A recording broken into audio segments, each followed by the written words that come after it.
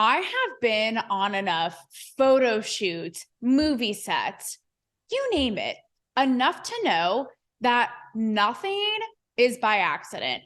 Most notably is probably when I posed myself in a feature that I pitched, which most of you know about, wink, wink, and my perfectly positioned cancel me baby mug is well aware of, in Playboy, okay? And when I showed up to set that day, a wide-eyed LA, Hollywood, California entertainment journalist, barely slept the night before, I was able to still take in the fact that every single detail of that shoot was so specific and detailed and curated and on purpose, whether it be the wardrobe, right? There was 5 other girls and me, and they had different wardrobe picks for each of us and different bras and the tights and the whole thing, right? And more notably, the props, because it was featuring fellow journalists. And I loved what they had papers, pens, they had a little old school telephone.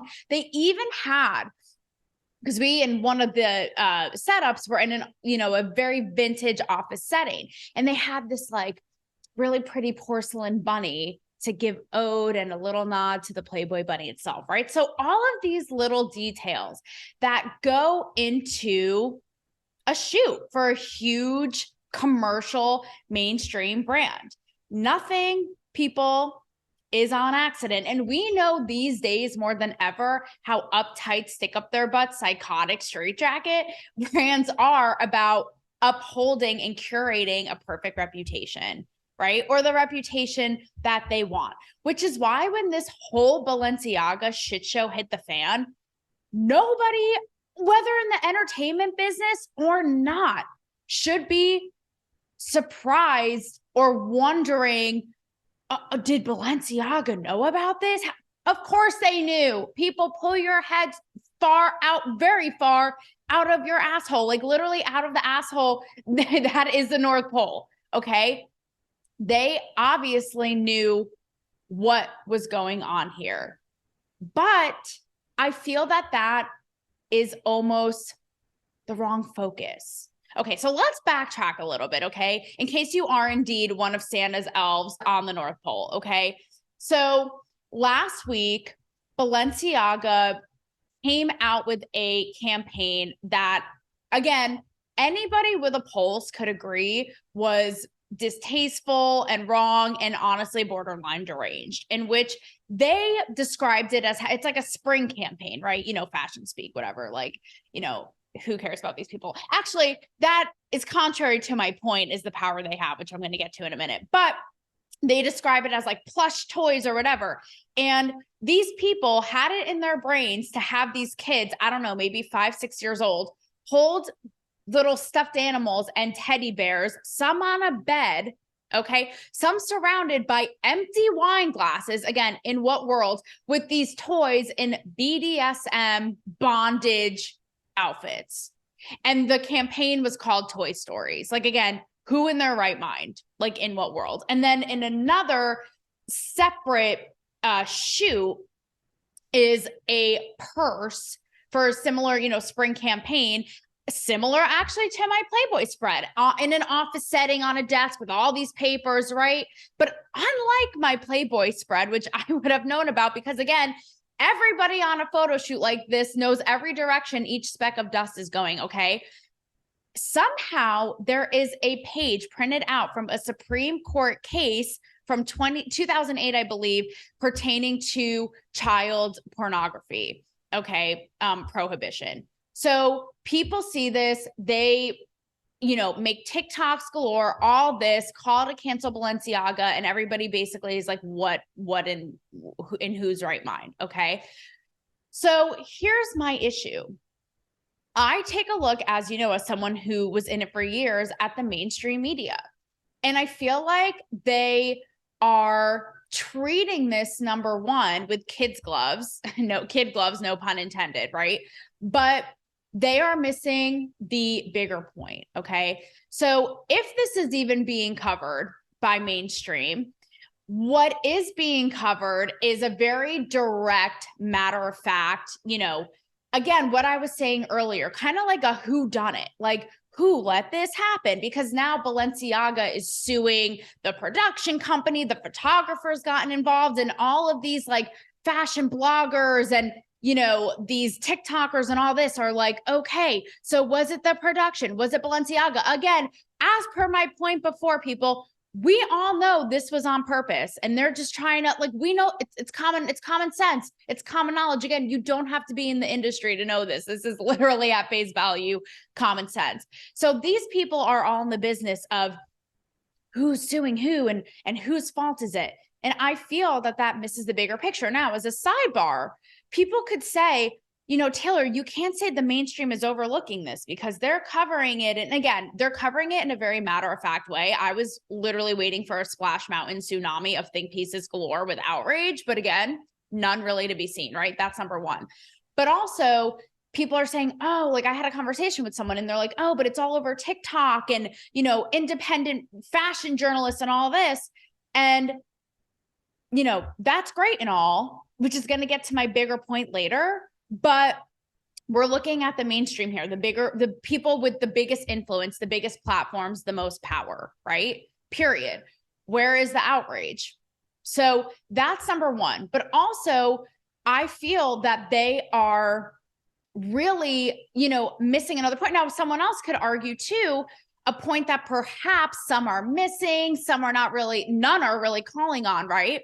Where is, you know, celebrity commentary on this? Like celebrities are the first, we've talked about it before, are the first to hop on any cause you can think of. Like honestly, really, BLM, Ukraine, Me Too, which we're going to get to after. You know what I mean? Like maybe they are into BDSM bears and they're particularly, you know, conveniently quiet about this. I don't know, but we've outlined this before, guys.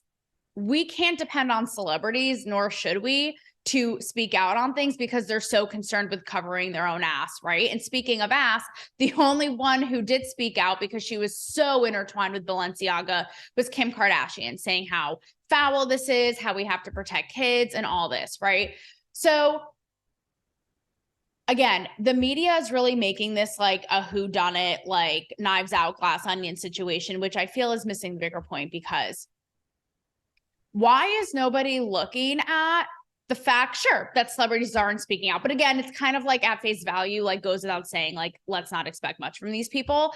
But what was Balenciaga even trying to say? Like, we know that even if they're going to try to pass the ball and pass it off and sue and this and that and get the send off, we know that everyone literally from the head man to the janitor had a say and had to vet and approve every single detail of this shoot. So like, knock it off. At this point, it's almost irrelevant. It's like, who cares? Who cares? My thing is, what were they even trying to say? First of all, what were they even trying to say with this? Because clearly, because Balenciaga is known for being all, you know, what a meta moment, right? But being provocative and pushing boundaries. I'm like, who actually does that anymore? No, but they're known for that. So clearly they're trying to like say something with this. And obviously it went terribly south. But also, why is nobody really looking at the powers that be? Forget the celebrities, right? Let's go a step higher. The power of fashion brands, it's not to be written off, right? Like Balenciaga in our society, in culture. And here is what drives me nuts about the mainstream coverage of this on the whole, okay, is how they not only overlook all this, and again, no think pieces to be seen, fine. No calling out celebrities, fine. Making it like a straightforward who done it, who's to blame, when we all know they had a hand in this and this was on purpose. Okay, whatever, fine.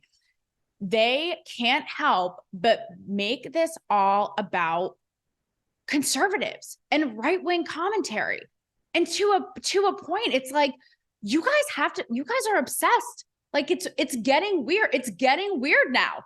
And that's the thing, like with this Balenciaga thing, I've seen, again, there are TikToks and tweets. It's all over the internet.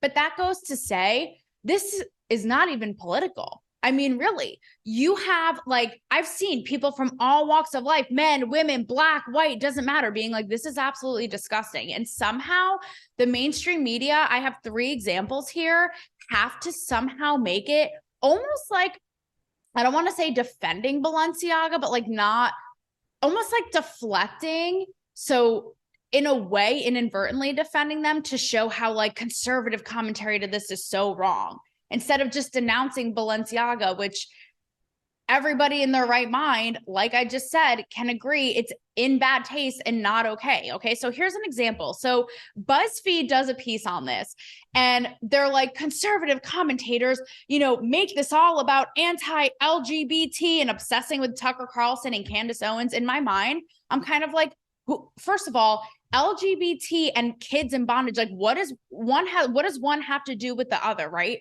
But then it's even in the sly things they'll do, how they'll be like, conservative commentators are saying this and are saying, anti, whatever this. And then you click on the tweet and it's literally like Rebecca from, your mailbox neighbor with 300 followers who, is tweeting from the nail salon. Like literally, I'm like, how do you know they're a conservative commentator? Like they're just pulling stuff out of their ass.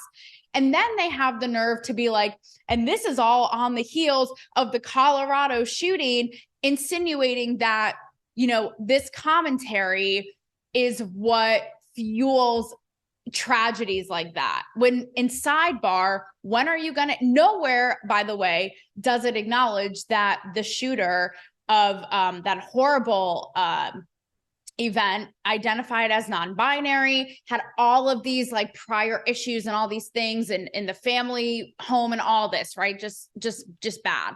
So that's what I mean about how it's like seriously deranged. It's like, you're going to take this thing that everybody can agree is not okay and make it solely about what Tucker Carlson has to say. Like, who cares? You know what I mean? At that point, and it's like extrapolating it to be like, see how bad they are. And it's like, well, what are you doing? Even here's a line, the opening line in the Vogue article, which Vogue is arguably the biggest. I'm no fashion connoisseur, despite this like very special green pear sweater, if you will, which I have to say is one of my faves. No, but Vogue is one of the leading voices in fashion, like a staple of the fashion world. And this is the opening line of their thing, okay, of their piece.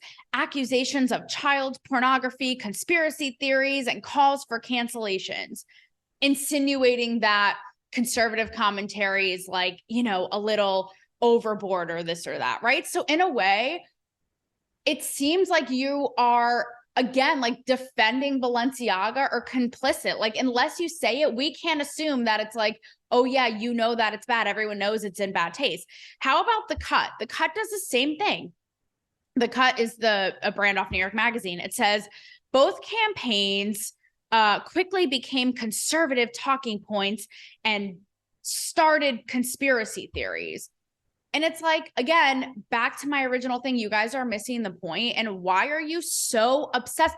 I've made this metaphor before. It's like the obsessive high school girlfriend who gets dumped at prom and is obsessing with the guy and won't leave has a shrine with his hairs in her locker. That's how they act. And it's like, you guys they do it with Trump. They're doing it with Trump now. It's like, how about you acknowledge the fact, or don't actually, is what I'm trying to say, that he's an egotistical, big fat baby, crybaby narcissist, and don't give him your energy or time or day. Like, you guys are obsessed, and it's the same thing. And so all that, like, seriously. And so all that goes to say, it's the same thing with this, with how they're covering this. It's really quite pathetic, because it's so sad. It's like what they choose to focus on, right? And what they choose to give a pass or tweak, and the little manipulative ways that they word things that gets their point across in a different way, or makes people think a certain way. Now, I could, after being in the mainstream media for years, I could sit down with you and braid your hair and make you hot cocoa, and aforementioned cancel me baby mug will spike that shit, okay? About all of the times that I have seen this happen firsthand, okay? I've seen it a million times, and I've experienced it a million times, enough to know what they will and won't run with, what they'll give a pass, what they'll extrapolate, right? For their convenience, for their narrative. Perhaps the most, I don't know, obvious is all of the coverage I did or tried to do, or what I experienced, right, around Me Too, when all of that was happening and I was on the red carpet. Even I wrote a post that was in, I wrote a story that was in Huffington Post about how at the time it was all this like black dress and yeah, me too. And we're going to take down the man. Meanwhile, is on red carpets for huge award shows with issues within their own organization, pay disparities with men and women, accusations against Ryan Seacrest. And they're out here doing a song and dance and a hula hoop with nothing to be said about it. Again, conveniently, nowhere to be said, nothing to be seen. Like, nothing, absolutely nothing. I had even pitched a story to every outlet that you could literally ever name after talking to R. Kelly survivors. And basically, I'm talking to them about, again, where is the celebrity outrage? All of these female celebrities are patting themselves on the back and wearing the Time's Up pins and wearing the black dresses. Are they so concerned with their work that they won't step forward and name names and name this? Guess what? The R. Kelly survivors themselves are saying it. No media outlet would pick it up. Why? Because it wouldn't fit their narrative, because they don't want to rock the boat with celebrities. They want to stay in bed with celebrities, right? And to bring it all back to earlier, celebrities don't want to say things about the institutions, about the studios, about the brands like Balenciaga, because these assholes are still trying to make a paycheck and get paid. So at the end of the day, it's one big circle jerk with the media and celebrities and the powers that be. And like I said, these institutions of everybody not wanting to rock the boat and cherry picking what they do and don't feel like covering or supporting that day. That all goes to say, I just find it really pathetic how little the mainstream is, number one, outraged over Balenciaga, but then the fact that they have the audacity to make it all about conservative commentary to show how bad they are, when again, everybody with eyeballs, even one working eyeball, okay? Even if you are a Johnny Depp and a potential Pirate 6 that nobody asked for with a little pirate patch on your eye, you can even tell that these Balenciaga ads are completely wrong and unnecessary. Literally has creativity dried up in the Sahara Desert. Unnecessary. So this whole thing and seeing how that all unfolded with the mainstream, to me, was just really eye-opening. It's like, what are you guys doing? It's really sad. And here we have it again with our boy Dave Portnoy. Now we're going to pivot a little bit, but it's the same sort of idea, right? So you don't have to be a crypto douche. I mean, a crypto bro. I mean, God, silly me. My Twitter fingers, my slippery slip of the tongue. You don't have to be a crypto expert to know a little bit and have a little bit of wherewithal of what happened with the FTX fallout, okay? But basically, as all this Balenciaga stuff is kind of unfolding in the same timeline, this is all again within the last week and a half or a week, right? The whole FTX fallout happened. So basically, we're not going to get into the weeds, but Sam Bankman-Fried, this nerdy Jew boy, and yes, I'm a Jew, so I can say this hose. Okay. Was this billionaire crypto exchange CEO of the company FTX, and basically the whole thing, he's basically a con scam artist. Think Firefest, but it had an orgy with Ja Rule, and then that is Sam Bankman-Fried, right? Complete scam artist, con artist, cost people millions, billions of dollars. And the reason, similarly to, I feel a parallel to the Balenciaga and how the media is so skewed and, deranged, is again treating it with kid gloves, right? Specifically because this guy had donated millions and millions and millions to the Democrats, right? So again, where is the outrage? If this were anyone else, it would literally be a blimp on our head. It literally would. And that's a fact of the matter. And that's where the bias again comes in of what they will and won't run with. So what happens? But instead, this is literally going to blow your minds. So while all this is happening, New York Times decides to do what he called hit piece on Dave Portnoy of Barstool, who I've had on my show. And in the piece, it talks about how all of the Me Too things that happened with Dave and allegations and, other what he calls hit pieces, which very much, in my opinion, are hit pieces in Business Insider about these half-baked Me Too allegations against him, is having basically Dave's business partners wonder, if they should move forward with him as he moves into the sports betting world and having that coincide with Barstool Sports, his platform, right? And I think the New York Times headline is something like, casino invests in this degenerate gambler, Dave Portnoy. But the piece ties in, all the Me Too stuff and all this, right? And, I heard him talk about it and he has a point, right? And also I'll say this as somebody who has DM'd with Dave Portnoy, who's had him on my show, who's met him in person. I don't think that he's a misogynist. I think that he even said on my show, he's like, you could argue Barstool has propelled and put into the world some of the biggest female voices in media, period. Right.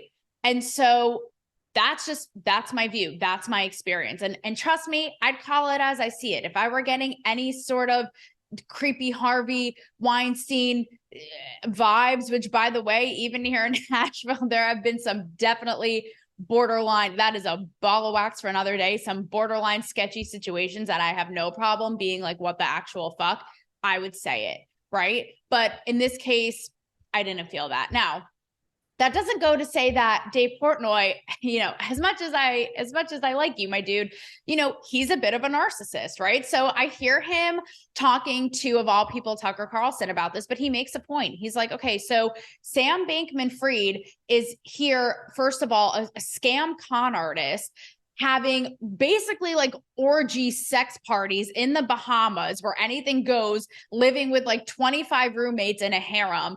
And it's looked the other way because he's donated all of this money to the Democrats. But he's basically like, if I'm seen holding hands with a girl, it's the biggest, it's literally the biggest story that we've ever seen. Like, where is the lie, And I would agree with that. There is. It's hypocritical. Could you imagine if someone like a Dave Portnoy pulled what Sam Bankman-Fried pulled? It would be all we ever hear about. And I'm sorry, I can't help but think they go after this guy and there's hit piece after hit piece because of his politics, which he even has admitted are, not set in stone one way or the other. But because he's not drinking the woke PC Kool-Aid, they have to go after them this way. Give me a break. And if you're going, well, it's not, it doesn't add up. And Dave did all this stuff and they're, there's no clearer example of them giving Sam Bankman-Fried a pass than him headlining a New York Times conference as we speak. Mark Zuckerberg speaking at it. Meanwhile, everyone's like, this guy, if he has any wherewithal, he'd be like hiding out in the Bahamas because do you know how many people literally want to kill him, like Epstein him right out of here and not even have a trace of dust left? Like, yeah. So the fact that New York Times is like, here you go, guy, here, talk at your podium and give us all the gospel of the good word is lunacy. It literally is true insanity. Okay. And my last example of this that we're seeing, there's a million, right? Like, again, we could go on and on. My last example of this that we're seeing right now or not seeing, case in point, is the media's lack of outrage and coverage of the crisis in Iran. And again, as I pointed out, we should not look to celebrities to be our heroes, but I can't help but wonder, after all of this so-called upheaval and exchange of power and dismantling Me Too behavior by celebrities and in Hollywood, I don't hear any of these fuckers giving one goddamn peep about the true humanitarian crisis going on in Iran. And if you don't know, they're protests in the street and they're calling desperately for our help, okay? Because if you don't know, this all started when a young 20-something woman was brought into custody by what they call the morality police, right? Because she wasn't wearing her headdress correctly. Like, these women literally can't even show their faces. And she died in their custody. So there have been all these protests. And it's just wretched. It's literally unspeakable. Like they will just go out and shoot protesters, some of them children. If women aren't even wearing their headdresses, covering their faces the right way, they will rape them, humiliate them, torture them, kill them. This is outright just happening. So again, where is the outrage on both sides? I'll see every now and then a little bit of coverage on CNN. I'll see a piece maybe in like, I don't know, Washington Post or something of like, here's the latest in Iran. But again, you would think this would be all we've ever seen, especially given what's going on with Ukraine and Russia. We have no problem seeing every other celebrity, this person, that person, have an avatar of the Ukrainian flag. Where is this energy for Iran? Like, I'm really curious. And especially coming from a Hollywood media and entertainment point of view, you guys, I mean, you know this, and I've explored this and talked about this, but these are like, these people will have a shit fit if in a movie past like 2016 objectifies a woman or shows the male gaze. Literally, they will have a shit fit. Think of like the extremes they go. And like, I'm in the junket circuit. I'm interviewing these people. I'm in the mix. I'm seeing it all happen, right? Like they make such a big stink of like the female gaze, no female gaze. Think about Bridgerton with Shondaland. Every 5 seconds, we're seeing a guy's ass because it's like, no, we can't see a boob or a tit. We got to show the man's asshole now, as if anyone asked, right? But it's like, it's to make a point. And yet we're seeing this absolute, crisis and, horrifying attack on women and their rights. This is real life. Like this is not a Bridgerton Netflix set. Like this is real life. So where's the attention and where's the outrage? It drives me nuts. It literally doesn't make sense. It doesn't add up to me. And this, by the way, with Iran, I feel it's across the board, right? Mainstream media, Hollywood, politicians, I barely hear anything from any, and it's like, why? So why are we so invested in Ukraine, but with Iran, it's like, sorry, it's just something to think about. Don't you find that odd and just utterly sad? It's disgusting. It's terrible. And so why am I bringing this in this special solo Wednesday episode to you guys? Okay. Why does this matter? Why this isn't, I could easily see, and I've had these conversations. I could easily see someone being like, oh, you rail against the mainstream and you don't like, the liberal mainstream and da, da, da, da, da. That's not what this is about. What this is about is the fact that you can say all day long, oh, TikToker said this and, independent journalists are saying this, and that's great. But at the end of the day, and we all know this, the mainstream media is the mainstream for a reason, whether we like it or not, right? It has massive power and influence. It changes how we see things, how we think about things, how we interact with each other, how we see issues, how we view the world. And so that's why it's important to look at this and go, okay, what does the media continuously give a pass? What do they continuously shine a spotlight on that really is irrelevant and is just convenient and suits their narrative? What are they leaving out? What are they tweaking? Because it's important, because it impacts us and it affects us. And moreover, it actually has the power because of that to make change if they wanted, right? Think about it. If there's outrage, if there's help, if there's attention for what's going on in Iran, just like there was when the Harvey Weinstein thing broke, it's all we ever heard about. What now? Suddenly they have memory loss and it's like, oh, but that was like so 2018. I mean, really. So that's something to think about. And the fact that both sides do this, right? They will come up with an argument you can literally give them the fact, you could give them a thesaurus and they'll be like, yeah, but to prove their point. They'll both do it. They'll get so bent out of shape and they'll find some way to undercut, to discredit your argument and what you're saying. And with all of this, it's important for us to have an open mind, see things for what they actually really are and not their skewed perception, because not only will it make it sounds a little yay rah rah and a little Mr. Rogers, but not only will it make your life more honest and fuller, but it will make the world that way as well. So with all of that said, ho ho ho and cancel me baby.